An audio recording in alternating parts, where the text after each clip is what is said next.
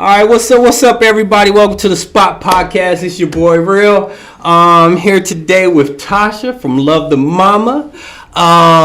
You guys got to check her out. Check her out on IG, Love the Mama. That's LUV the Mama. But real quick, this is Tasha, guys. So Tasha, go ahead and let us know about this box that you have for.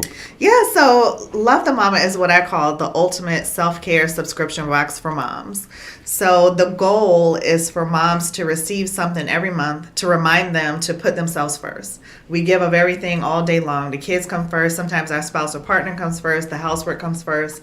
And then at the end of the day, we just kind of give ourselves what's left. Right. And sometimes it's very little because we have poured out. We just want to go to bed. Right. But Love the Mama is like, okay, listen, carve out some time for yourself where you can pamper yourself, spoil yourself, and this box is going to be a visual reminder to you. So that was my goal and my purpose. That's my passion, is for moms to know you deserve to be put at the top, maybe not always the top of the list, but not the bottom. Oh, of course. Somewhere in the middle, maybe, but not the bottom. No. You're right, though. Because, I mean, when you really look at it, you have so many women who might suffer from postpartum depression. Mm-hmm. And when you look at it, they just went through 9 months. One, I'll be honest with me personally, I've seen videos, because I went through med school, mm-hmm. of how the female's body transforms mm-hmm. during pregnancy. So that video gave me a newfound respect mm-hmm. as far as what you guys go through. Mm-hmm. And so, this is something that, you guys do need to be placed at the top here. Mm-hmm. And also, to one of the things I do want to say is, I'm going to throw this out, guys. We need to work on it. Women's health care. It is bad. I done witnessed it myself. Mm-hmm. All right, it's bad. Tell them. We need to work on that. I love my moms. I love my sisters. I love all my female friends out there. It's bad, and if you want to help improve that, seriously, we need to work on women's health care. Absolutely. Thank you. No. I see it, so I'm an advocate. But go ahead, please continue. Sorry to interrupt you on that. Just to piggyback off of what you said, women's health care is systemic. It starts within the medical system. And number one, we're not taken seriously when we present certain ailments, especially. We see it mostly with men who are doctors. Sometimes they think we're making it up or we're being dramatic or we're exaggerating our symptoms and they dismiss it. But really, genuinely, not only when you're pregnant does your body transform and go through changes, but your brain changes. If you do a CT scan of a woman's brain before she ever becomes pregnant and then after she has a baby, her chemical makeup in her brain is different. And so we joke about it within our women's communities that we have mom brain, where we're forgetful or, we just can't seem to stay focused on a particular task. Yeah. And that's a legit concern. It's not just that we had a baby, it's just that our brain has changed. It has. And I think that we need to bring more awareness to the need for better maternal care within America.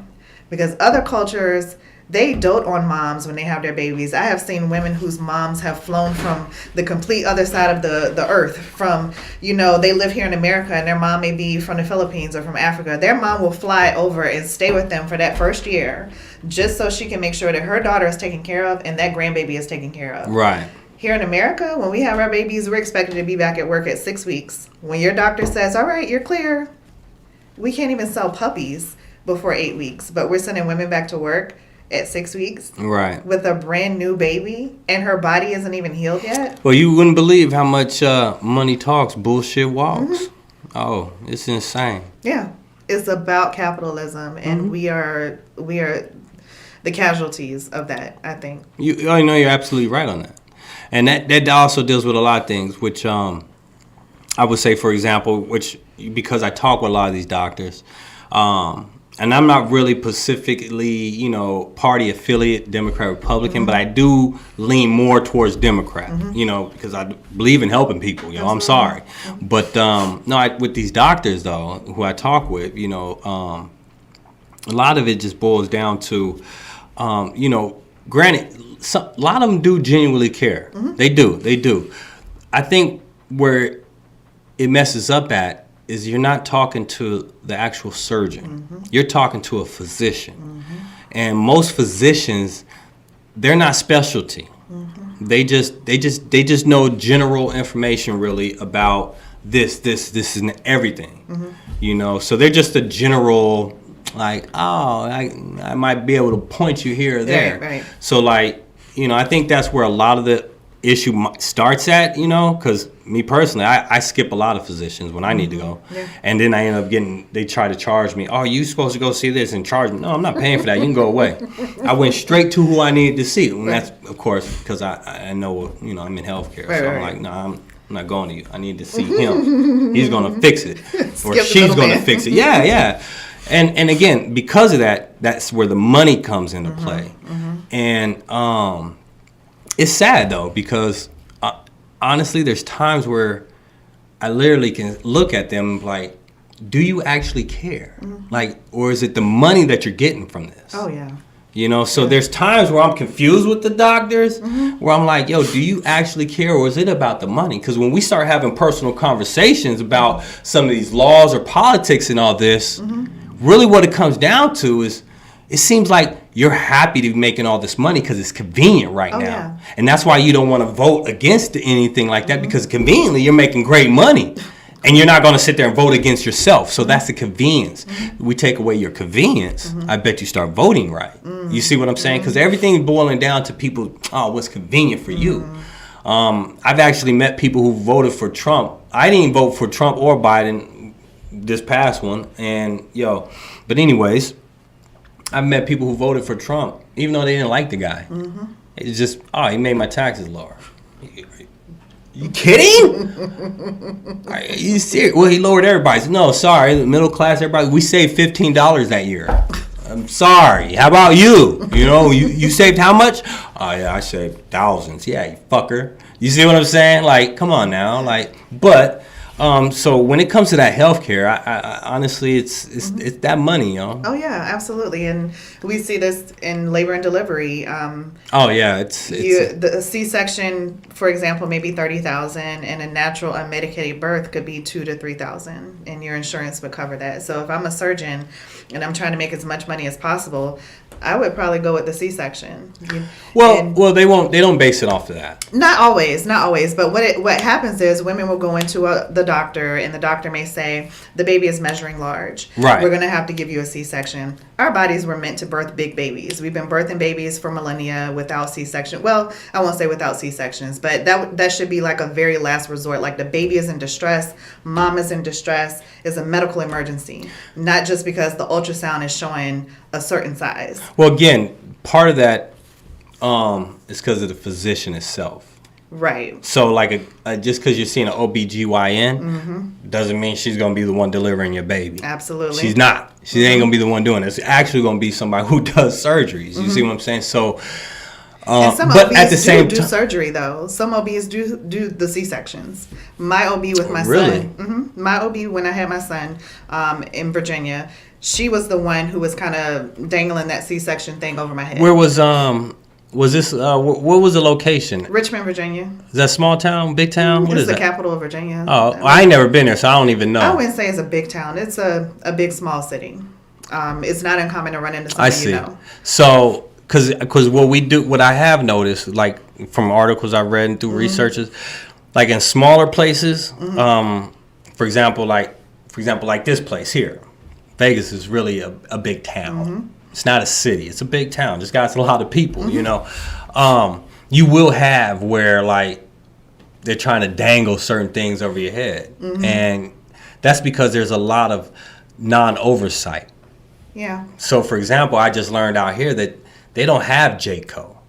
I don't know what JCO is. So JCO is Joint Commission. Joint Commission is an oversight for the hospitals. So, like in Denver, Colorado's ranked top 10 in healthcare. Okay, like it's up there, top 10.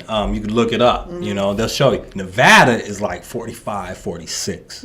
Not surprised. Right. So you see, and so there's a whole. So JCO, when they come in, they're seeing if our instruments are sterilized properly. They're seeing if our products are within expiration date.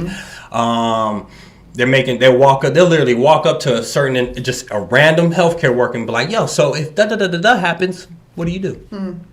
Like pop quiz. Yeah, pop quiz. You better know. If you don't know, you better say you don't know. And they're going to direct you to your boss and tell them, let's get them training.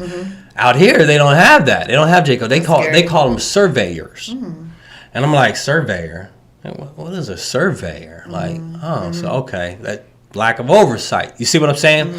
And then you look at a lot of people now, they say, oh, well, there's too big a government. Well, there's a reason why, but you're being fed by those wealthy cats that we should take away this red tape. So you see what I'm saying? So as soon as Nevada would get Joint Commission, you probably see the healthcare rise up. Because now what happens if, let's say, I'm not sterilizing this equipment right? Oh, that's $20,000 fine.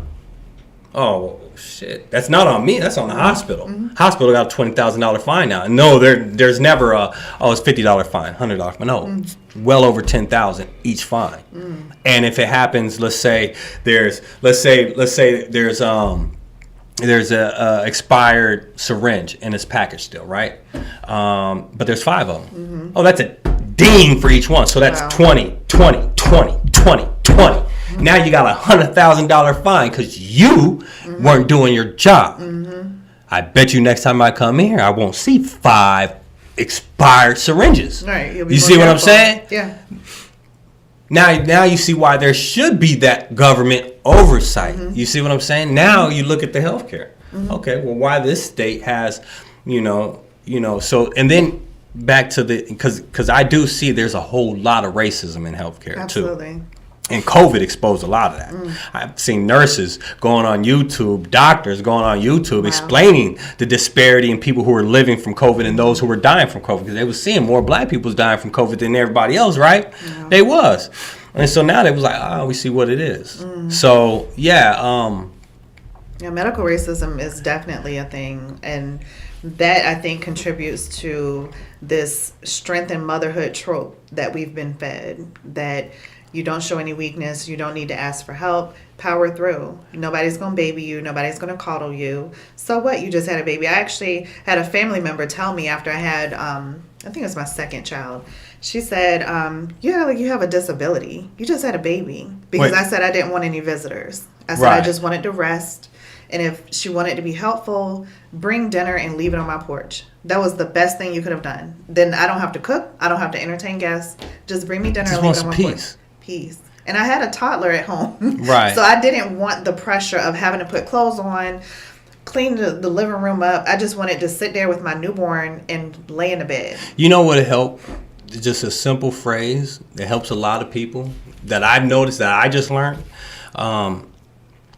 People sit there and say, well, you act like you have a, disability or something. What? You didn't? And so basically the phrase that I tell people is, well, you got to look at it like this. What you think is best for you might not be best for others. Absolutely. So don't put your standards or put your thought process on them. Absolutely. Ask them, as a matter of fact. Yeah. We all don't learn the same. We all don't see things the same, and we all have different perspectives of everything. So what you think what might be best for others is not best for everyone. So, And thankfully, I'm pretty good with setting boundaries. So when that statement was made, I was like, it's not a disability, it's a choice. Right now, I'm making a choice. That's what's best for me and my family. I understand if it doesn't feel right for you, but you got to deal with it. Right. But, I noticed, with some people, you don't want to come off kind of like, what's the word I'm looking for? Direct. Not so direct. Not the word direct, but for some reason I want to say spicy. For some reason, you kind of got sound like you're moody or confrontational. You see what I'm saying? Like my guy Demetrius in high school. One of the things not in high school, college in New Mexico, he was telling me he started Sigma Phi Betas out there. That fraternity out there. One thing he always told me was presentation matters. Absolutely. So he's like, you can say the same thing, but just in different words. He's like, think about it. He's like, might not be best, where you said to them, it's a choice. Well, they might say, a little moody there. You see what I'm saying? But when you can be like, well, I feel you. Just, and that's where you come into play where I don't want to sugarcoat it for people. Well, you're not sugar. You know what I'm saying? But anyways, though. And I think that it kind of borders on tone policing too. Tone policing. Oh, yeah. That tone can say a lot. Telling someone after you have insulted them how they should respond to you. That's an issue too. Yeah, because if you just told me I act like I have a disability, I'm already on the defense. I don't owe you politeness at that point. Exactly. Now, when I first set the boundary, when the person said, I'm coming to your house and I'm going to bring my daughter and we're going to come and visit. When I said, right now I'm not really accepting any visitors, that was me being nice. And see, I'd have been hot with him. I ain't gonna lie. What you mean you got a disability? I'm telling you all that. You got your mind. You know what I'm saying? I ain't gonna lie to you. I'd have been guilty already. Like, right. Yo, I'm sitting here giving somebody advice, but we all know we don't follow our shit. Listen, I have the right to invite who I want into my space. Right. And I do not owe you a certain response. I don't even owe you an explanation. Absolutely. And so that's why I'm such a firm advocate for not only creating boundaries, but having a system in place. Yeah. So you can say self-care, self-care, self-care, but what does that look like? How am I as a mom supposed to implement that? What does that mean? Tell me. So for self-care, on a basic level, is the care of yourself, pretty much. Mm-hmm. But it has different dynamics, and it varies from person to person. Right. So for me, self-care is having time alone to myself every day. If I can't sit in a quiet space for at least 30 minutes to an hour, I feel overstimulated. I feel touched out. Now, to put it in perspective, I'm a stay-at-home mom, and I homeschool my 2 older kids, and I have a 3-year-old. So I'm with my children from 6 in the morning until my husband gets home in the evening. No breaks.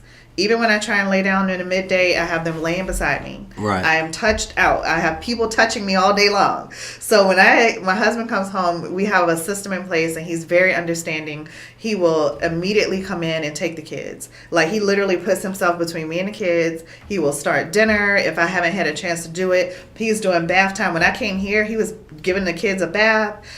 For me to be able to clock out mentally and physically and just kind of retreat to a space and not have to answer questions, talk, anything, and just sit in quietness is my self-care. What I do sometimes while I'm having that quietness, I may mindlessly scroll through my phone and just thumb through social media. I may update content for my business. I may check emails, things that I can't get done during the day. Right. Whatever I feel like doing. Some moms may feel like taking a bubble bath is self-care. I consider that hygiene. Taking a bath is not something that should be special. You should be bathing every day. So if somebody is like, oh, I was able to take a bath yesterday. I was able to get in the shower. Baby, if you are so busy that you can't bathe every day, that's not self-care. You're being abused. You need to figure out how you can get basic hygiene in and that be your norm for you. But if you want to make it an experience and do a face mask, a sugar scrub, I consider that self-care because you're making it a luxurious kind of thing. Wow, you said a bath every day? You need to bathe every day. You know that's not good for your skin. Not bathing in a sit-down tub, but shower. We have different opinions on what the germs and the good bacteria and all that. I'm bathing every day. Well, that's the thing. You're washing away the good germs. You cannot bathe every day. I'm bathing every day. No, I'm not telling you not to, but I'm telling you. I've heard that argument. I'm not even going to try and tell anybody to think otherwise. If that is science and whatever, but I'm taking a shower every day. Sometimes twice a day if I've been outside. No, I'm not saying not to, but I'm telling you what it actually is, because I went through the school, but you're washing away all your good germs, the cerebrum, all that. I'll take it. She's like, whoa. I'll take it. But that gives you more susceptible to the germs. I'm relatively healthy. I'm not saying you're not, but I'm just saying, it can happen. I don't even care. But that's wow. I will take a bath every day. Now, some people may feel like, I just bathe. However many times you decide to do it, I'm just saying that in general, bathing yourself is not self-care. That's hygiene. Right. If you're like, I was finally able to use the bathroom by myself without my kids coming in the bathroom, baby, set boundaries with your kids. Yeah. I was that mom where I used to have an open door policy, and I would use the bathroom and kids would come in and they'd be playing with their toys on the floor.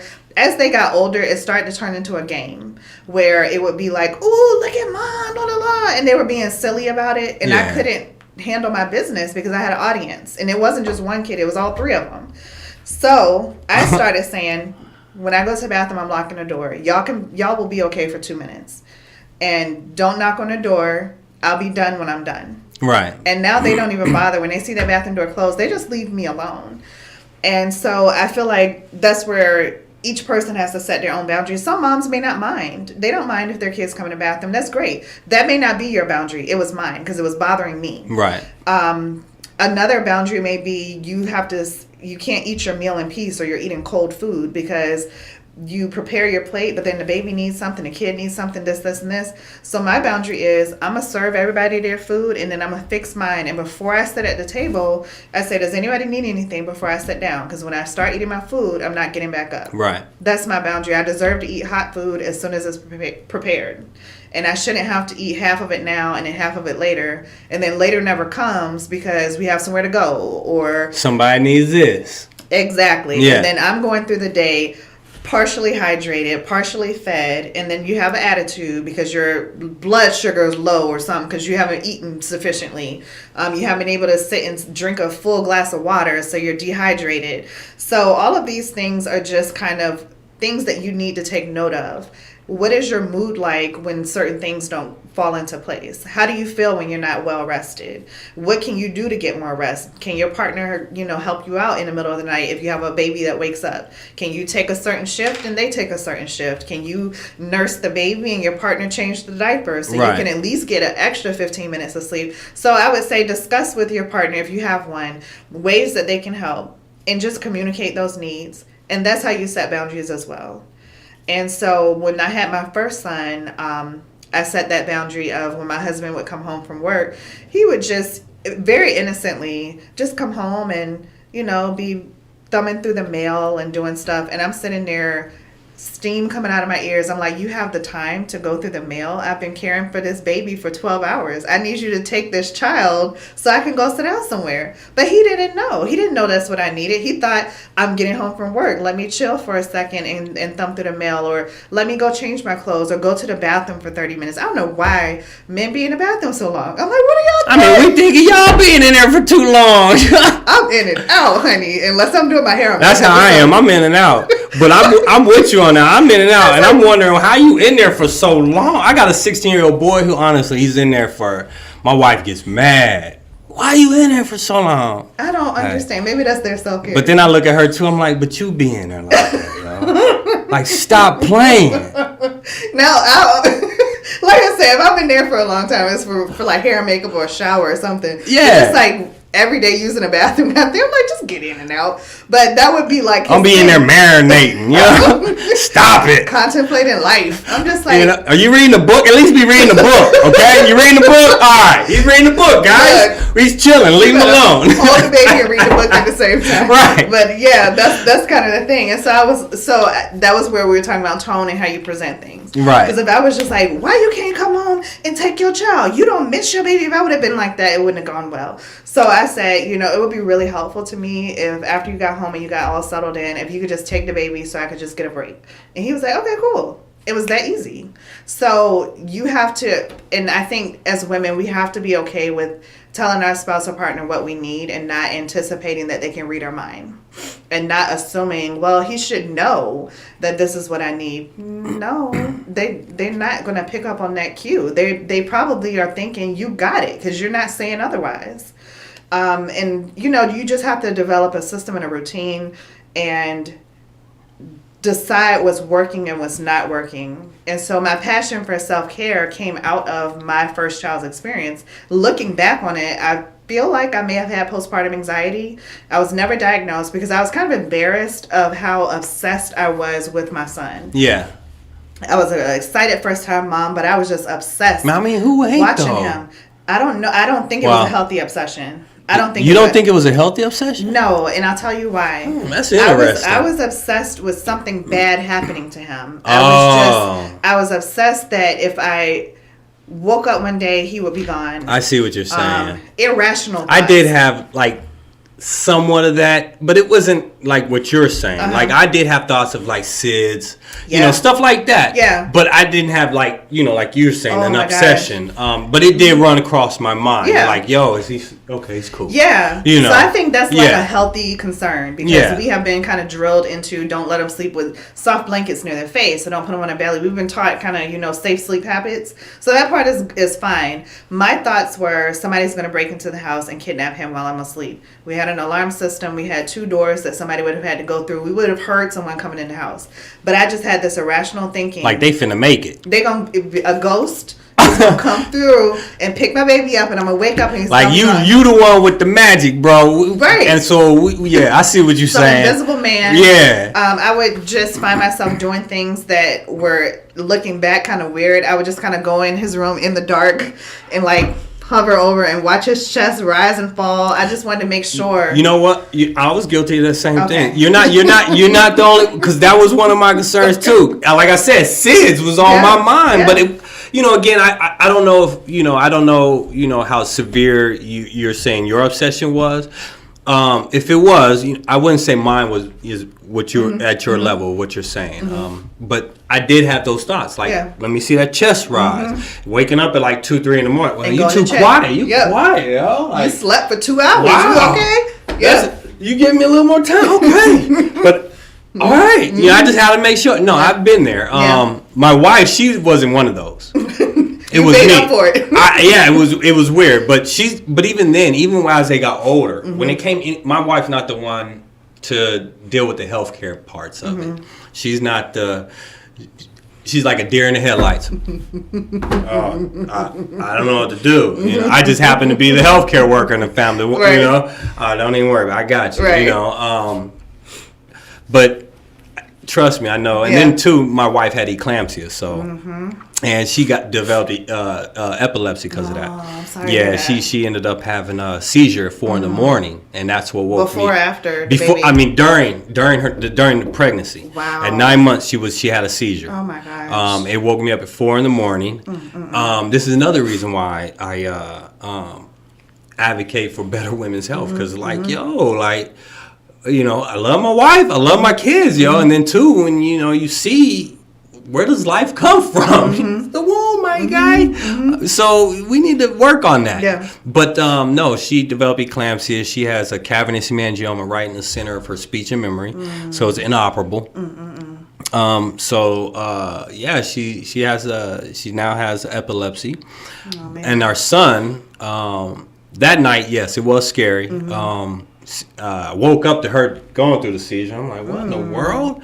And when I turned the light on, all I could see is my son, like, just trying to come out of her stomach. Wow. Like, because he's suffering just as much as she's suffering. Right. Because when people have seizures, they're not breathing. Right. And so if she's not breathing, he's not breathing. Absolutely. Or the child's not breathing. Right. So she's suffocating him, and I'm watching, like, it was just like, whoa. And at that time, I was only a dental assistant.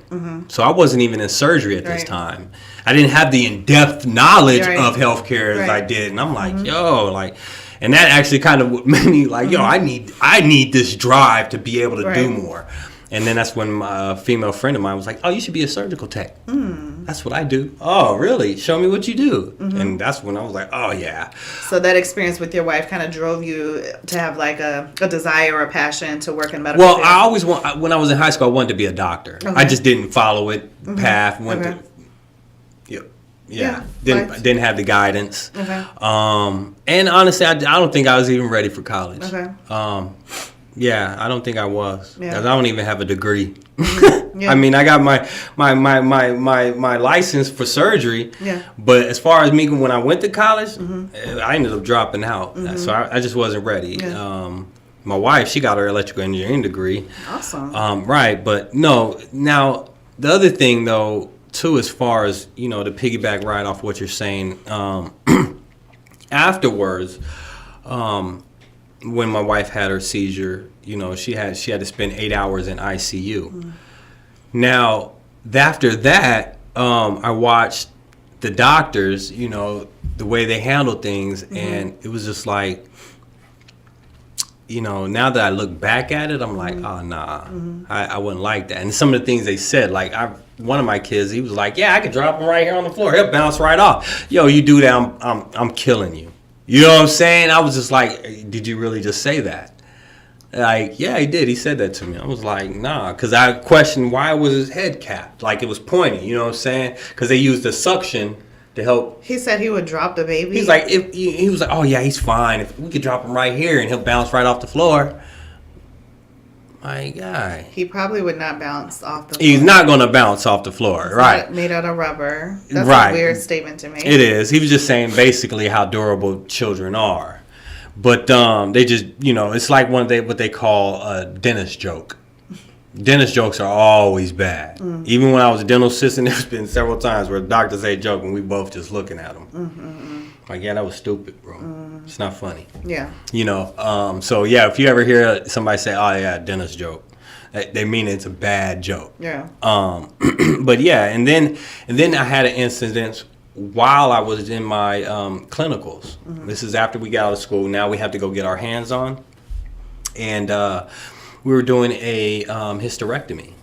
And my preceptor, who's teaching me hands on now, she wasn't scrubbed in. I've already done a few hysterectomies. They ask you how comfortable you feel. Well, I feel comfortable doing this. It's cool. So she wasn't scrubbed in. The doctor was training a female doctor, and the instruments we use, they look rough. Like man, we use these scissors. They're like this long. They're called Jorgensen scissors. But the uterus really isn't that big. Oh, you're thinking of the uterus, but the vaginal canal is that long. So we can't. I thought you meant like she was already cut open. No. Because there's two ways of doing a hysterectomy. You can do it open, which is we cut your belly open, or we could do a vaginal hysterectomy, where we pull the uterus out of your vaginal canal, which honestly is the better option. Okay. Because one, we're not making an incision. Okay. You see what I'm saying? And two, the uterus has to be a certain size for it to fit through the canal, because it's not dilated like it would when you're going through childbirth. So anyways, the doctor's using the Jorgensen scissors, and, trust me, you can hear every sound. I'm hearing the snipping. And, and it's a female doctor. She's just gone. She got, we got this other, I forgot what we call them, but they're like really sharp claws and they're long. She's holding on to, manipulating uterus the way she needs to. But I'm sitting there like, honestly, there's a lot of cutting going on, and I've done a few of these, but again, I'm green, so please continue, But she's snipping, and all of a sudden you hear this different sound of a snip, and she goes, "Oh." I turn around because I was facing my back table talking to my preceptor about the case. I turn around, and I literally saw the vaginal canal fill up with blood so fast, I mean fast, just like she just turned on a faucet, literally just fill up. And let me tell you, the vaginal canal is not small, so you can imagine how much blood was there, So my first, I gotta go straight to my emergency stuff. I need lap sponges, all that stuff, so we can start soaking this blood, so we can see what she just fucking cut, right? Come to find out, the doctors misjudged the size of the uterus, so that's why they were cutting it. It was bigger than they thought, and she ended up cutting an artery. Fucking ass. Dear God. Exactly. So you see why I'm advocating more for women's health, because I'm like, how you misjudge the size of the uterus, and we got ultrasound, not even that. I won't say X-rays, because X-rays don't show tissue, but we got ultrasounds, we got CAT scans, we got MRIs. Like, please explain to me how you missed this. I mean, how you misjudged the size of this. And what I'm saying, with that being said, it's not like as if you couldn't fully see, because you could see it when you clamped it. So please tell me, and it's not like you ain't got a light, you got a headlamp looking dead in there. You see what I'm saying? So that just tells, and then on top of that, going through med school and all the surgeries, do you honestly want to know what they call OBGYNs? No. I mean, yes, I do. Basically, those doctors, they call them doctors who couldn't make it through med school. Wow. Literally, that's what they say. If you end up being somebody who's doing the labor and delivery, working in there, it's because you couldn't make it here. I'm dead serious. So that goes to show how they see women who give birth is not as serious of a priority, maybe, of those who have like specific needs. And that is what I was explaining earlier in terms of how we're treated during pregnancy and delivery. So in Nevada, it may be different because you mentioned that sometimes the OB is not the one who does surgery. In Virginia, they are. The OB is your surgeon. And Colorado, OB ain't doing your surgery. That is so interesting. So I assume that when you go through school for obstetrics and gynecology, that knowing how to do a C-section was all a part of that. That's basically a physician. Wow. My OB definitely did So C-sections, but I switched to midwives. I'm not saying after that. I'm not saying they can't, but they have to go more into school for that. So that's but like at the an same extra specialty? Oh yeah. Okay. Oh yeah. I thought it was like all included. No, first off, when doctors go to school, they first go to school for just their basic BS classes, math, science, English, all your requirement classes. That's your first 4 years. Yeah. Your next 4 years is your medical school. Mm-hmm.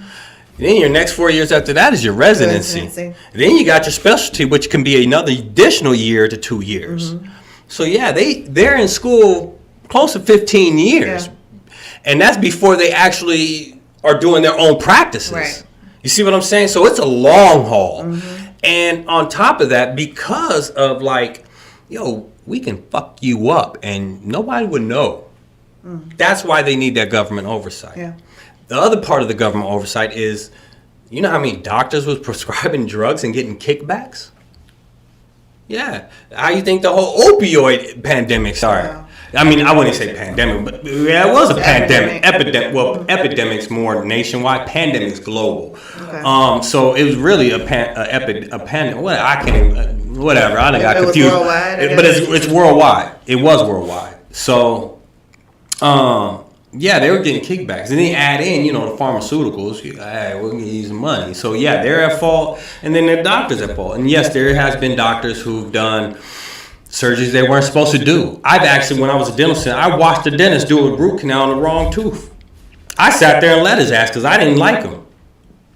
But the patient suffered. What happened? Wasn't my job. Wow. It wasn't. I'm not the one who reads the x-rays. You do. So, and on top of it, find out. Oh yeah, they had to tell the patient right there. The reason why I didn't tell him is because one, how did you confuse from the left side to the right? You sitting on that. You see what I'm saying? You do it on the side you're on. You don't sit there and do it on that side on the opposite side of you unless it's visually better for you. You see what I'm saying? But no, I did. I let them. The main reasons because I was already in the process of suing them. For racism, for gender discrimination, and pay discrimination. So, I'm going to let you fuck all up. Because all of this is going to my lawyer. All of this is going to show. You see what I'm saying? So, yeah, I did. I let them. I was already in the process of suing them. So, yeah, go ahead, continue. And then, but the big thing is I'm not the doctor. Yeah, that's I'm not the doctor. Yeah. So, even if I told him, he's going to look at me like, don't tell me what to do. They all do that shit. They never listen to us. There was a time when I was in my clinicals, as a matter of fact, the emergency cesarean we did, which here's another reason. I give another example why we really need to work on women's health care. We were doing an emergency cesarean. This is during my clinicals on a woman who had a rogue placenta. Her placenta was attaching itself to her intestinal wall. So you can see we need to get the baby out. Mm-hmm. So anyways, I mean, there was like 30 people in there. There was multiple teams. You had to have and it had to be that way. And this is in Colorado. And I was like, there's a lot of people in here, but they were all different teams. And we all have our roles, and you all have to play your role. Don't step outside of your role. Yeah. I'm a surgical tech. Don't ask me to go do this over here because I'm going to tell you no. Even if you my boss, I'm going to tell you no. Yeah. And you can't argue with me against it. Mm-hmm. Unless I really but most times I don't need to because that's what they're for. Yeah. That's why they're in this room. Yeah. But anyways, there was like 30 people in there, and they were all different teams from emergency to they had the OBGYN team. We call them still in OR, we call them the OBGYN team just because that's what they are. They work in labor and delivery. But anyways, what happened was when we open the belly, we have these lap sponges. They're white, they soak up blood, and they can get lost because they're red. I mean, the blood is red. Right. We keep them white, and they have a radiopaque thing that we can X-ray to see if it was left in there. Okay, so if my count is off, then we have something in there. Well, anyways, we have to use so many of those sponges, you know what I'm saying, because there's so much blood, and we're doing blood transfusion and all that. So anyways, we got to make sure the area is clean so they can see, so they can work. Because other than that, there's all that blood, they ain't going to be able to see. They can't work. Yeah. So at the same time, my preceptor, she scrubbed in. I'm behind the back table. I'm keeping track of all the lap sponges. I'm keeping count. Bam. Every time I see one go in the belly, because I got right there, belly, 1 lap, 2 lap, 3 laps. Okay? Finally, we're closing up. We're counting. They're like, all right, time to do counts. So we're doing counts. 1, 2, 3, 4, whatever. Finally, I'm like, yo, I didn't see him pull all the laps out of the belly. They were like, they were looking at me like I didn't know what the fuck I was talking about, right? I'm like, there's a lap in his stomach. And the doctor, it was this black female, she's like, she's already suturing up the patient, you know what I'm saying? And so we always have to rush. Main reason is because anesthesia is dangerous. So we want to keep the patient off of anesthesia. You know, we don't want you on anesthesia because anesthesia is dangerous, especially against heavy set people. But anyways, doctors literally is like, no, there's not. No, there's not. I didn't see one. Okay. So we had to check the trash. We had to check everywhere. You know what I'm saying? Dig in the trashes to find this lap because we want to make sure it's not in the patient. It's nowhere. I'm literally telling them it's in the patient, yo. I'm literally telling them. They're looking at me like I don't know what the hell I'm talking about. Oh, you're green. You don't know. Da, da, da, da, da. Okay, fine. I'm done talking. This is on you now because we done told you multiple times. Yeah. We don't know where it's at. We done checked everything. It's in there. So they bring in the x-ray. Yo, I done did so many x-rays before, especially when it comes to like dentistry. I know what, you can literally, you see, they did the x-ray, but you can see the radio pack. The squiggly fucking line, yo. I literally tell them, there it is right there. Yo, they go, I don't know. I don't think that's it. I'm literally going, no fucking way. Are you serious? So they go want to bring in this other x-ray. Pam, take it. Then they go down, develop it. Come back. That's it. I look at the doctor. Bam. I look at dead ass. I'm looking at her, yo.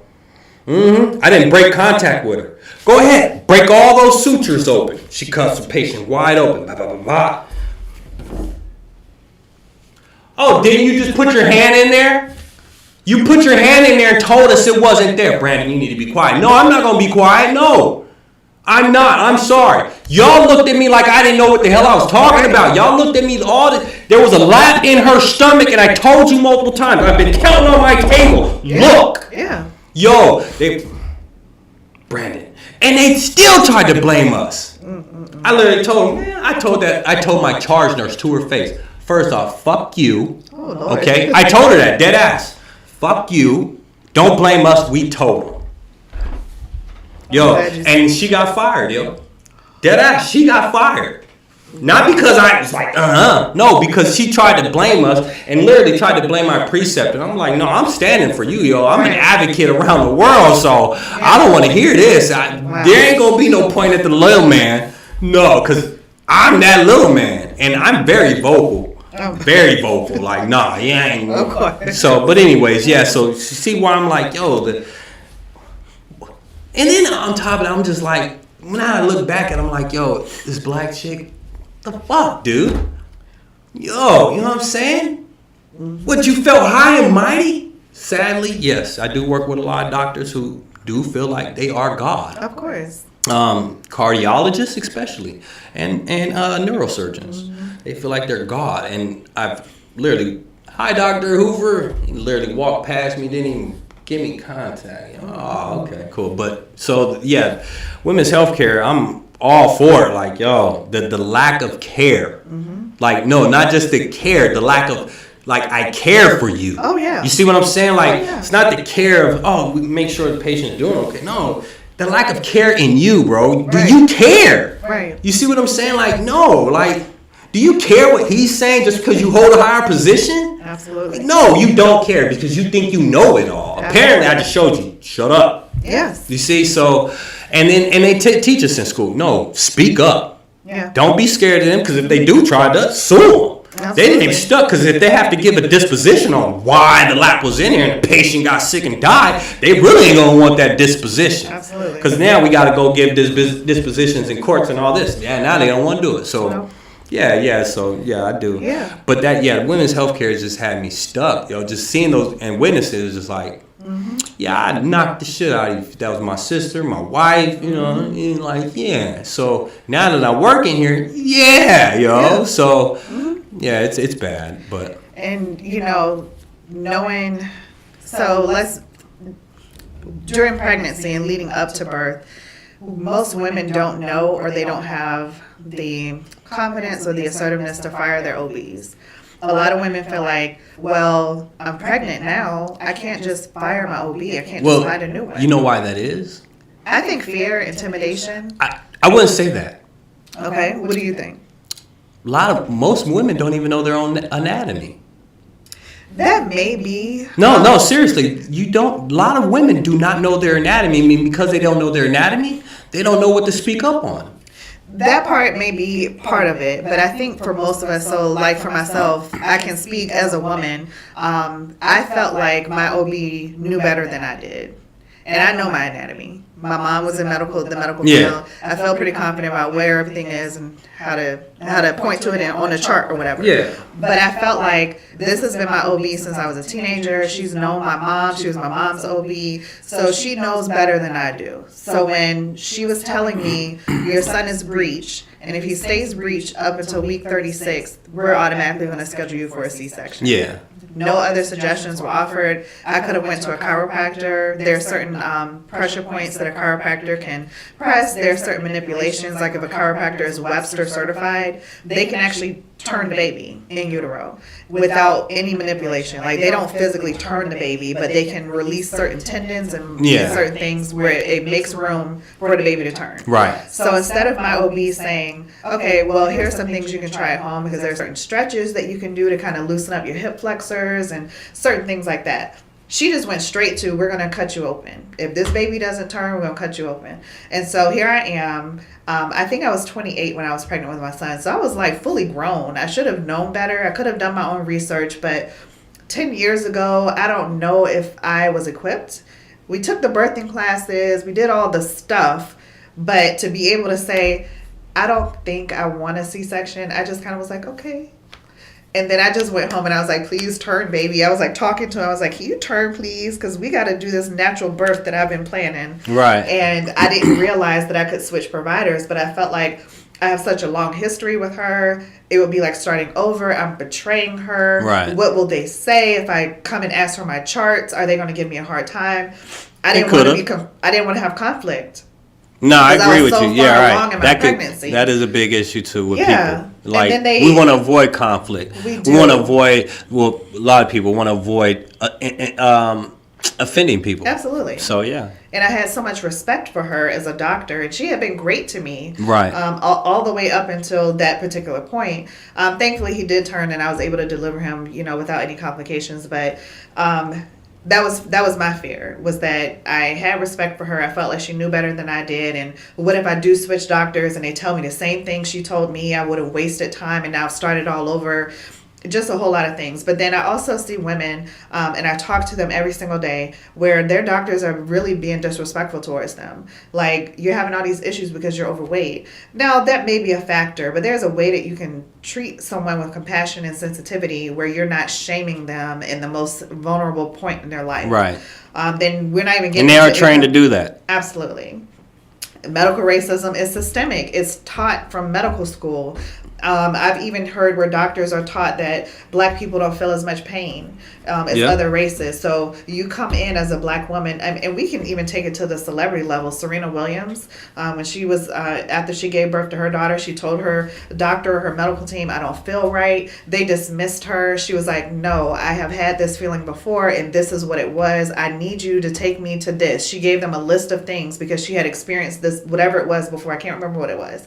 But she was like, I've experienced this before, and if I don't get help, I could die. So someone from her family had to advocate for her. And here she is, a millionaire with access to way more resources than you and I do. And she was still not listened to because a black woman is being made to feel like they don't know their body or they don't know what they're talking about. Beyonce, she had her twin, she had preeclampsia. So these women have access to so many resources. They could have flown to another country and given birth if they wanted to have like this luxury experience. Yeah. So these are not just one-off situations. There are women who are literally dying giving birth. And so, well, too, the numbers tell the story too. There's more black women who are dying during childbirth than any other woman as far as outside of the black race. So absolutely. I'm sorry, it's just true. Absolutely. So whoever's watching, they don't agree with it. Oh well, it's true. The statistics don't lie. Statistics don't lie. Numbers don't lie. I mean, you can manipulate them, but at the end of the day, we all know the truth. Absolutely. So, and the truth always prevails. Absolutely. And so my goal, my mission is to have my boxes in the hospital and have resources and pamphlets and leaflets in there for women. If you're experiencing these symptoms when you go home, here's what you need to look for. So do you also give like recommendations to like certain like doctors or anything like that in those pamphlets, or therapists or anything like that? I will definitely include like links to websites for postpartum depression, postpartum anxiety, right. If you're having suicidal thoughts, because that postpartum period, number one, is not just 6 weeks. You can be considered postpartum for 2 years. Oh, yeah. So your child can be 18 months and you start having postpartum depression or anxiety, or, you were feeling fine up until this one particular period. So, I definitely intend to include resources and websites. I can't recommend certain providers. Number one, I don't know any providers out here. I gave birth to all of my kids in Virginia. But a link to a website of providers that specialize in women's mental health, I would definitely include that. And if you start noticing these changes in your mood or these particular intrusive thoughts, here's a list of therapists that specialize in this.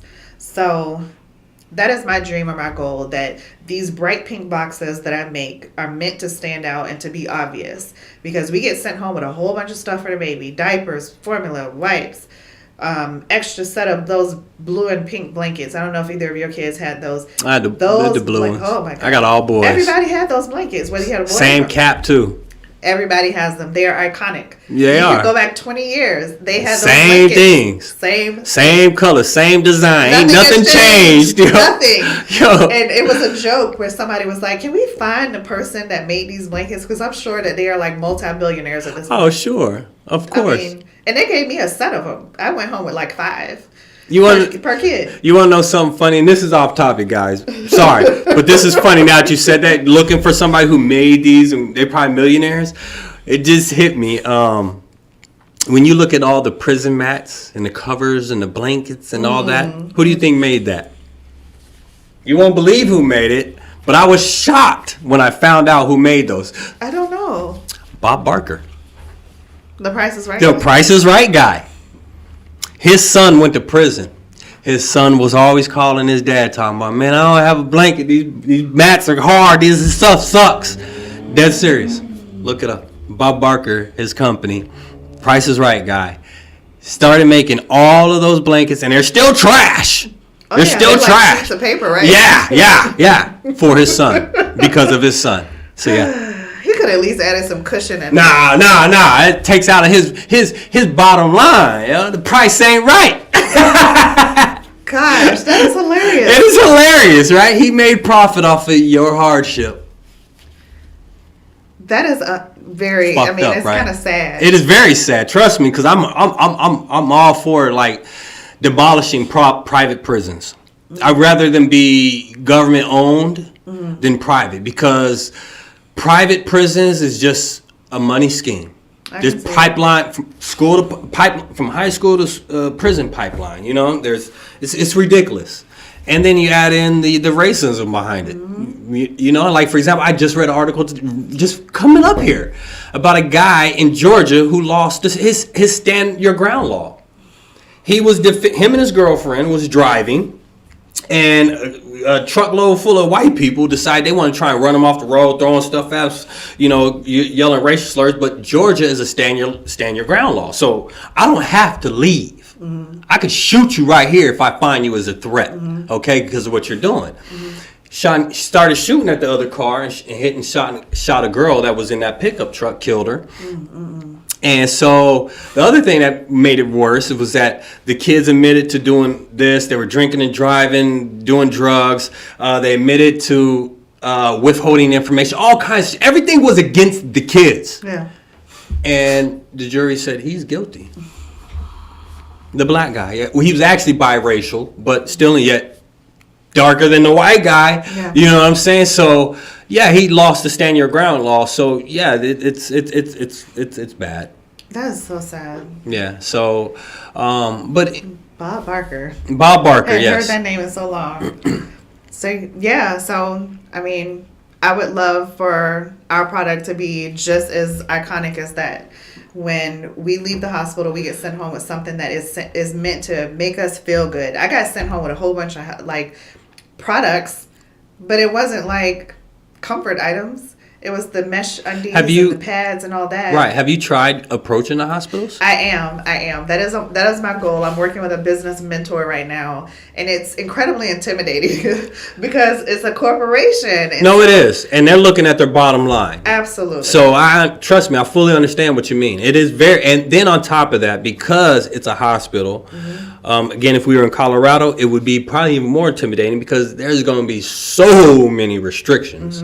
But at the same time, they do allow, stuff like this to happen. It's just a matter of, getting your foot in there or really showing them this is great, you know. So with that being said, have you tried there's certain hospitals I'm thinking of, like the San Martins, the St. Rose, the St. Dominicans. Okay. They are more of a... So their hospitals came about because of nuns. Okay. So, and they were doing charity work, which is kind of somewhat what you're doing, but it's not. But it's more, you're looking out for people, like what they were doing. So hit up like San Dominican. Or I can't even think. I used to work for San Martin Hospital, but I left them after a month and a half. Oh, Lord. Right, right. And trust me, it's totally between, certain areas, it's different. OR life, it is stressful. We got your life on the line. So you can see why tensions flare. I got to deal with personalities. And then to depend on the surgery and depend on your health, we ain't got room for mistakes. So you might see the doctor agitated. If why do not I have this? You see, so there is going to be that. Absolutely. You know what I'm saying? So I can understand sometimes, but they can't do the name calling because all you're going to do is just... Now they're going to shut them down. They're just going to shut them down now, okay? Now you just shut them down. Now they're not trying to help you, sir. Absolutely. So, but if you yelling at me, I need my suture. Oh, yes. Goddamn, here. You know what I'm saying? And I'm not going to take that personal. You know what I'm saying? But as soon as you sit there, like we had the doctor the other day call one of the nurses. What, are you fucking stupid? Okay. Now, guess what? She just left. Thank you. Now everybody got extra work to do. Oh, guess what? Now you finna hear from the higher ups, you dummy. You see what I'm saying? So who's really the stupid? So now who's stupid? Yeah. Because now you know what I'm saying. You can't treat people like that. And then two, they're just gonna shut down. Yeah. They're gonna shut down. I'm sorry. Absolutely. And now you're affecting patient care, doctor. Don't we preach? Don't we concern ourselves 24/7? Patient care. Patient care. Patient care.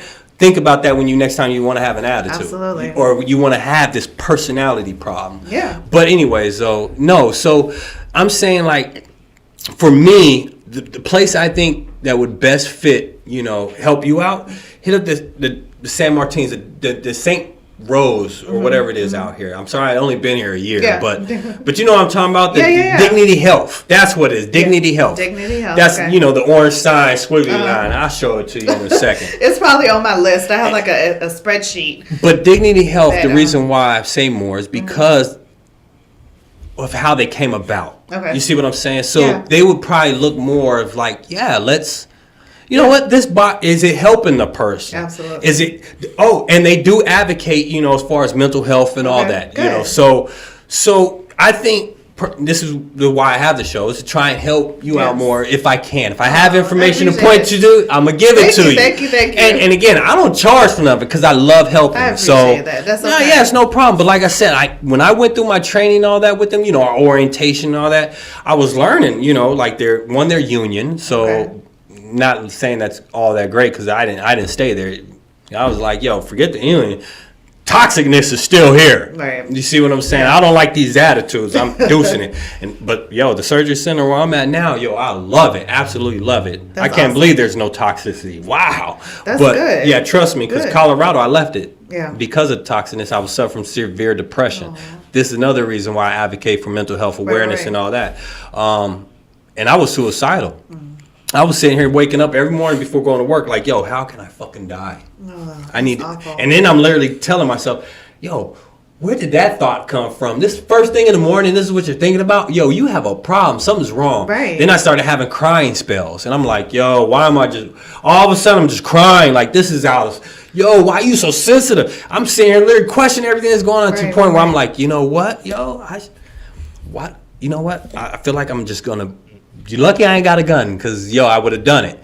But I finally went to work and was like, yo, I need help.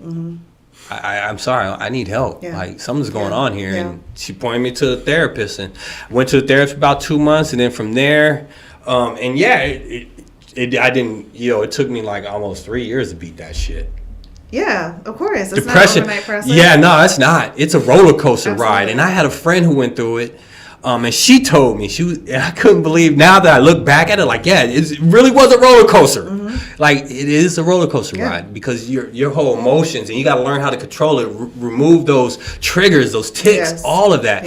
And the biggest thing is I look at depression as cancer.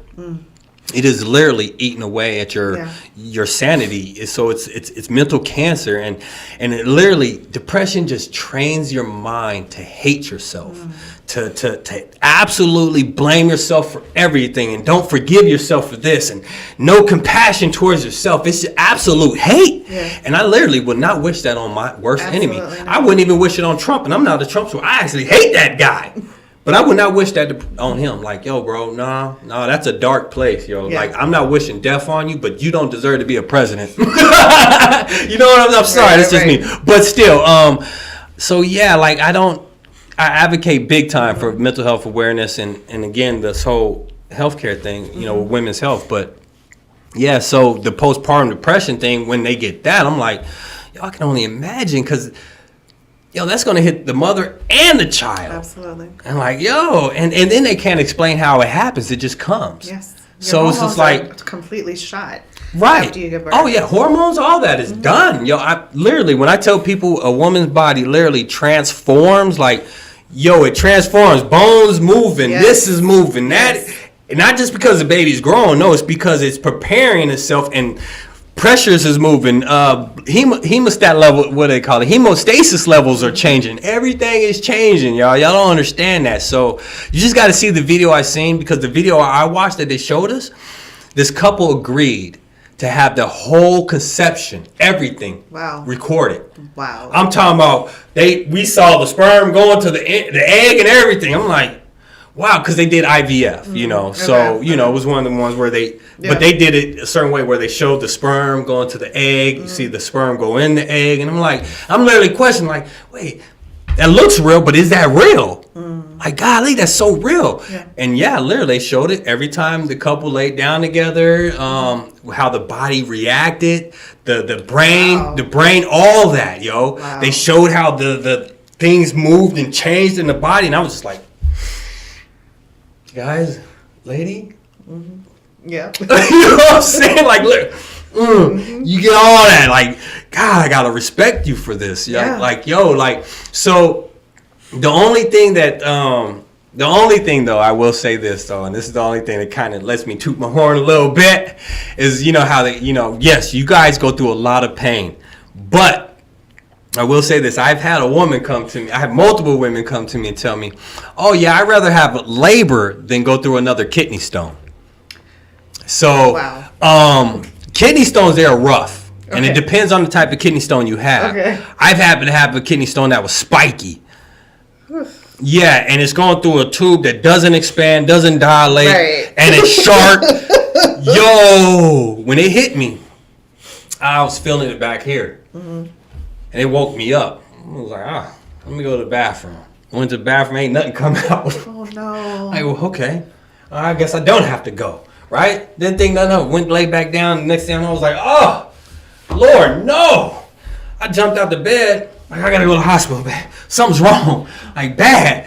Yo, I couldn't walk. I'm like getting woozy. Like, yo, I'm driving the car. So, like, literally, the hospital was only 3 blocks away. But literally, I'm like, yo, I'm surprised I made it. Oh my gosh. And yeah, literally, I've had women say, yeah, those kidney stones are bad. Your kidney stones are bad. But still, yeah, I get mad respect on just the whole, like the whole thing of childbirth. Like, there is no other, Look, it's bad, guys. Childbirth is hard. Jesus did. God did say it. She was going to bear the pains. He wasn't lying on that, I guess. But yes, we bear. So, other than that, what else is in this box? So every mama box, that's what they're called. It's called the mama box. It has 5 to 7 items. So you have your feminine care. So depending on what stage of motherhood you're in, will determine the feminine care. So if you are pregnant, I'm going to put some pads in there so that when you give birth, it will help you during your postpartum period. If you are postpartum, you've already had the baby and you're probably maybe like 6 to 8 weeks out, I'll probably put panty liners in there and some feminine wipes. I put some organic tea in there, an organic snack. Give us some tea, huh? Yes, I love tea. That's different. I love it because I'm like, hold on, she it's just sent me some tea. You're right. It is very comfort. That's why I love tea, because you can literally sit back and read a book and chill. Thank you. I put that in there. I normally include, it's an organic brownie, but the company is out of stock and it won't be back in stock until January. It ain't a weed brownie, is it? I can't do that. I take a weed brownie. No, I'm kidding. I got a joke. We gotta have some fun. We gotta have some fun. You really do. Because that some of my friends, I don't partake, but some of my mom friends. I ain't judging if you did. But I'm just making sure that other people know that I understand that it is very healthy. It can be beneficial. I have mom friends who are just like, they take an edible and they divide it into certain pieces and they take it and they are chill for the rest of the evening. Right. It helps to, decrease that anxiety and that overstimulation. It does. And also slows the gears down. Yeah. So, for example, besides the overstimulation, there's those individuals who do create a lot of false situations in their head. Like, oh, they're hating on me, or oh, what if this happened? This is what I'm gonna do. Well, that's causing stress on you, unnecessary stress. Yep. So how can we eliminate that thought process? You see what I'm saying? Kind of mellow you out. Right. So just stop them gears from running, like, leave. Right. So no, it's not a weed brownie, unfortunately. Damn it, man. We want the weed. I'm gonna quit, guys. Go ahead. So funny. But it is an organic brownie and it is dairy free, gluten free. I got people who do make that stuff, right? That came on the show, Brownies? Yeah. I hope they hear us and can. I can connect you with some. Yeah, I connect you with them if you want. Yes. They can make they make edibles. They make the drinks. They make I've tried them, and I mean, for me, edibles don't work on me. Okay. I'm guilty. I've been smoking weed since I was in 7th grade. Okay. So my tolerance is, God damn it, y'all. I don't even know if I get high anymore. But anyways, no. So I don't do edibles. Okay. I just smoke. But no. So. But I am an advocate for marijuana, though. So it kills cancer cells. Mm-hmm. There's a whole lot of benefits to it. My wife takes CBD oil to train her epilepsy, so I'm really ecstatic about that. And when she told me she was on it, I didn't know she was on it at the time. I've been referring to her like, "Yo, try this, whatever, whatnot." But she's making her own decisions and all that. Finally, one day I noticed. I was like, "Yo, where's your pills? I want to make sure you got your meds. I don't want us to be having this issue, She tells me, I've been taking CBD oil. Mm-hmm. How long? It's about 3 months now. Yes! And she's been epilepsy free? Just seizure free. Wow. So, I mean, again, I've did my research on it. I've seen videos. It works. Yeah. But I've never like in person. Yeah. And for me to see, and her seizures, if she doesn't take her meds, she's gonna have it that night. Hers is kind of weird. She only has seizures when she's asleep. It's really weird. And hers are, can be very scary for certain individuals because hers are different than because I used to take care of people with physical and mental disabilities. Right. So I've been around seizures a lot, but hers is way different from all the individuals I've had. Wow. I'm like, yours actually gets me, like, but it's your wife too, so maybe that's that connection that you have with her. It just feels different. No, it's completely different. Okay. So for example, when you see somebody have a seizure, usually it might be like eye flickering, they head go back, then they fall, whatever. If they're in public, you know what I'm saying? Most people it's just, it's simple, and then they start going into convulsions. Hers, and I had to record her to show her, like, yours fucked me up, like seriously. It's always when we go to bed. So like as soon as she goes to sleep, and this is if she misses her medication, like she forgot to take it or something. All of a sudden, I'm knocked out, but I all of a sudden hear this smacking. And that wakes everybody up. Right. That's what are you doing? That's the most agitating sound in the world, especially for me, because I have a sensitivity. I forgot what it's called, but I have a sensitivity to people sounds like people chewing gum. Oh yeah. I can't stand chewing a gum. Misophonia. I have the same thing. Misophonia, exactly. I have that issue. That gum, my attitude goes through the roof. Anxiety. Whoa! You better close your goddamn mouth chewing that gum. And I can sit here and hear it. It could be a different sound. I'm all calm with it. But no, the gum, certain sounds, chewing, eating, I'll punch you, bro. It gets so bad that my wife, she doesn't eat with her mouth open. But if I can hear her chewing still. And I'm like, my God, she'll tell you. She sometimes does it on purpose to fuck with me. But anyways, I have the same problem. Back to the story. I hear the smacking, and it wakes me up, and I turn to her and I look, and she's looking dead at me. I'm like, wow. Dead serious. She's looking dead at me, and I'm like, looking back at her like, what's going on here? At first, and it's happened a few times with me to where I learned, what it would set off the seizure itself. Okay. So she's looking at me, and as soon as I'd be like, Cheryl, all of a sudden, it's like as if she's possessed by a fucking demon, like what you see in the movies. And I'm not joking on this one bit. There's not a single exaggeration. She goes just like this.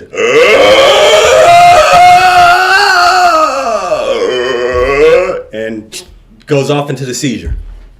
And that's because what happens is, as soon as I gain her attention, because she's trying to communicate. Oh, so she's trying to make sure that you're aware that she's having a seizure. In a sense, but she's not aware. Okay. She's not aware at all, but because there was a time where we were playing a video game together, and I noticed her hand kept doing this.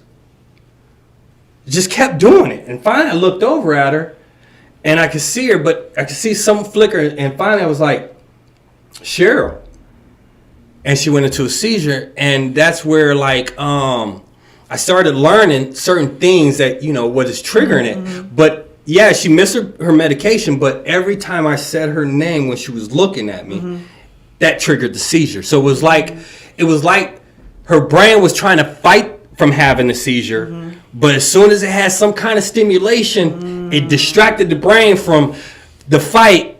And it wasn't strong enough, and it went into the seizure. You see what I'm saying? And every time. Finally, I was like, I'll record you. Sure enough, smacking, I grabbed my phone. I didn't even look at it. I just grabbed my phone.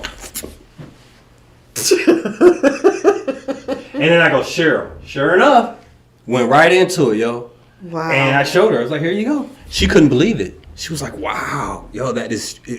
You have never seen nobody have a seizure like that, I've never seen that before. Yeah, she's literally looking at me and just. And I'm like, have you ever seen that movie called basically, what was it called? Thinner, not Thinner, but it was an old school movie where they used to cocoon people and taking over their body. Sounds familiar. I can't remember the name of it, and they would always be like, what I'm talking about? I feel like I've seen It's an old school movie. I can't remember. Not The Fly. Not The Fly. Where's my phone? Yo, I have to show it to you. But anyways, though, yeah. So, yeah. And you know, even postpartum, going into seizures or being undiagnosed with preeclampsia or eclampsia and just being sent home. Yeah. Swelling. There are certain signs that you need to pay attention to, because if your feet are so swollen, they look like footballs, and you're like, hey, doctor, my leg is swollen. Oh, you just need to rest. You know, you just gave birth. And you you need to put hot compressors on there. I can't tell you how many women are just being dismissed. Like, yeah, you just need to prop your feet up and you're retaining fluids. Oh, it's the IV we gave you. A hot compress, or what else is it? You can use compression socks. Mm-hmm. They don't give you that information. No. And compression socks will greatly help you. Yes. Especially if you have to be on your feet walking around. Yes. Compression socks. Yes. We use, and the reason why I say compression socks, which is it's crazy that they don't tell you ladies this, you know, after you had a child, because when you go into surgery, we put compression. I forgot what we call them SCDs, but they're compression. They're like compression socks, okay? Right.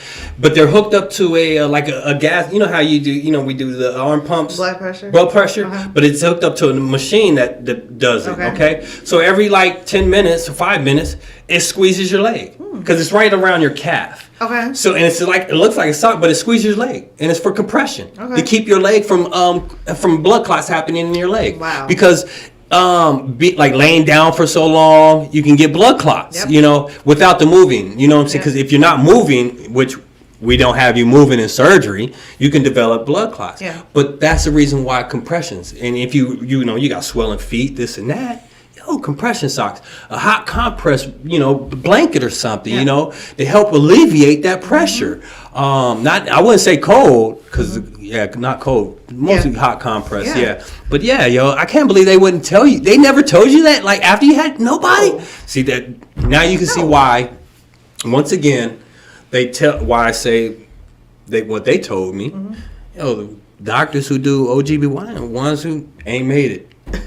They ain't even giving you the full information. And two, we don't, it's weird. I don't know. Yeah, I was sent home with, a bunch of stuff for the baby.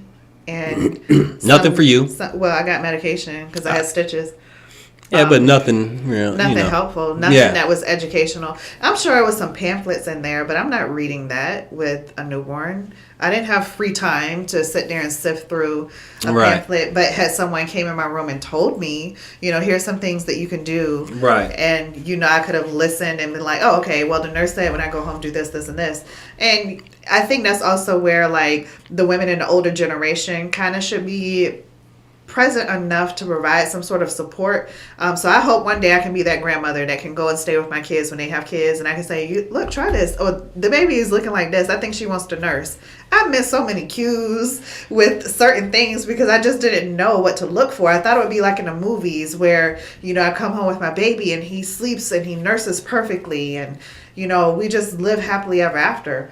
But I went home sore and swollen and a crying baby, and then I was told to pump and I'm supposed to breastfeed. It was overwhelming. Right. And in my family and in my culture, nobody cared for mom when she had a baby. It was like, you're fine. You're fine. Yeah, you had a baby. We had babies too. We made it. You ain't no different from us. Yeah. No, sorry. Everybody's different. And thank God for my husband. You know what's funny too though is, have you ever asked them, have you asked, or I don't know if you have or whatever, but have you ever asked them, yo, tell me exactly how you felt after your first child? I haven't. Did you ever have that thought of oh, you're about to go mad? Did you ever think about, I don't even know all your, what women go through after that. So, stuff like that. So tell me some examples of things, well, don't tell me, but use examples that you have. Or what did you have swelling feet when you have to, no, you did? Oh, great. I do. Sorry, we're all different. Some people need better care than others. So those are some things that kind of help out, open up your brain, seems how you don't see it from my view. Absolutely. You know, so. Yeah. But yeah, ask them, how'd your pregnancy go afterwards? Like, be honest. Like, don't just sit there and be a smart ass because you think I'm asking you a smart ass question. Yeah. You know, like really literally ask because I have a business and you know. Yeah. But at the same time, that would open their mind. Like, dang. Oh, so you're saying ask my customers or my? Not even just your customers, but I'm just saying like that would open up their mind to not be so judgmental towards you. Absolutely. You see what I'm saying? Like, what do you like? What issues did you have after you? Because, and I'm just taking ideas because of my business. You know, like what? Not saying. I'm just saying use that to try and employ them to be more open and honest instead of. Oh, she's asking me a smart ass question. I'm just give her a smart ass answer. I was just fine. Yeah. Okay. Well, but if I incorporate, you know what? I'm having my business. I'm looking for this. Tell me some experiences you had after your pregnancy. Yes. You see what I'm saying? Yes. Stuff like that, and then be like, dang. Yeah. Remember, you was a jerk to me. No, I'm kidding. Listen, sometimes people need to be introspective. That tough love. Listen, because it's easy to cast judgment, but then you may have forgotten. We all forget. Like when you were in the trenches. So, I mean, yeah. We conveniently forget, yo. Oh, absolutely. And I was talking to my mom, and I love my mom. And I was like, no one told me this, and this. And she was like, oh, yeah, I forgot all about that stage of parenting. And I was like, how could you forget? You're supposed to take me through a workshop. But I'm kidding. But you know what, though? There's no school. It really There's no book. It's not. There's no book on none of it. I mean, they have that one book that's great for y'all. I don't know if it's what is it called? What to expect. What to expect. I don't know if that's before birth or after birth. My wife had it. They have different ones. But that somewhat helps. But everybody's different. Yep. And then on top of that, not everybody knows about that book. So yeah. And then because not everybody knows about that book, not everybody provides the information of their experiences that they went through. Yep. So, there's so many factors out there of why you're going through what you did and didn't get what you needed. Yeah. So, yeah, it's and so as far as this box, besides like the little goodies in there, what else is in there? So I include self-care items that pamper mom and make her feel special. So it may be a body scrub, it may be a face mask, but I always include fuzzy slippers in it. And I did it one time just kind of as like a random. Yeah, I thought it was cute, and I tried to switch it out every month and try something different. And so the following month, I didn't include the socks, and I started getting inboxes like, "Where are my socks? I want socks. I want fuzzy slippers." Right. And so I was like, "Okay." And so I made sure I have I have some repeat customers, and so I just included it in their boxes, and then occasionally I would include it in the other boxes. And I started getting reviews. I love the fuzzy slippers, this, and this, and I was like, So it's not just my routine customers that like it, is the people who are getting them as gift boxes from other people who have tried it one-off and they wanted to just support my business. So I always include fuzzy socks now. Okay. So in addition to the feminine care, the tea, and the brownie, those are all 4 standard items that I always include every single time. The fuzzy slippers are now a new permanent item. Right. And then I'll add in maybe a scented candle sometimes, and like I said, a face mask or a sugar scrub. I always like to partner with Black-owned, women-owned brands. So if someone owns a skincare brand or some other women-centered something, I'll reach out to them and I'm like, can I order 25 of this and you send it to me and I can put it in my box, include your business card so I can shout you out. So we're kind of like helping one another. So yeah, it's just like I always say it's like getting Christmas every month. I want you to feel like you are excited and you're looking forward to this. Like, this is mine. And I'm not sharing it. It's mine.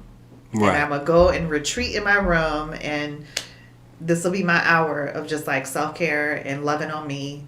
And then I'm recharged. I can go out and, attend to the kids. Because I've had that time to decompress, unwind, sip my tea, eat my brownie, and just chill. Right. So I'm good. So as far as this box goes, what is the are there different prices for these boxes? No, all of the boxes are the same price. Now, occasionally I'll offer limited time boxes, like for Mother's Day or for Christmas. Right, those like seasonal stuff. Exactly. Gotcha. And those are like a mega box. So instead of 5 to 7 items, it'll be like 8 to 10. Oh, so I'm loading it up with goodies. And those are for like, you really want to show your mama Mother's Day that you really love and care about her. Or you want to love on yourself and you're like, look, these kids have stressed me out. I need something extra on Mother's Day. Yeah. That'll be the box for you. See, that's dope. See, I like that. Now, real quick, because we're going to be shutting it down here pretty soon, guys. It's pretty late now. We actually been on long. We actually been going longer than we've been going for an hour and a half.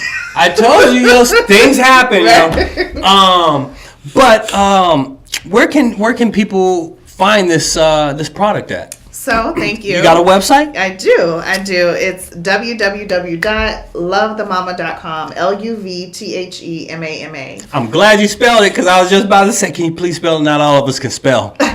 And, love, you spelled it L-U-V. Yeah. So it's not spelled the traditional way. Right. And it's on my shirt. I think it's backwards when you look at it on the screen. But which sucks, right? Or is it backwards? I can't. I think it. No, it's right. I can't tell. So I'm half blind. I ain't got my glasses on, girl. I'm 44, so I'm blind. Oh, yeah, I get it.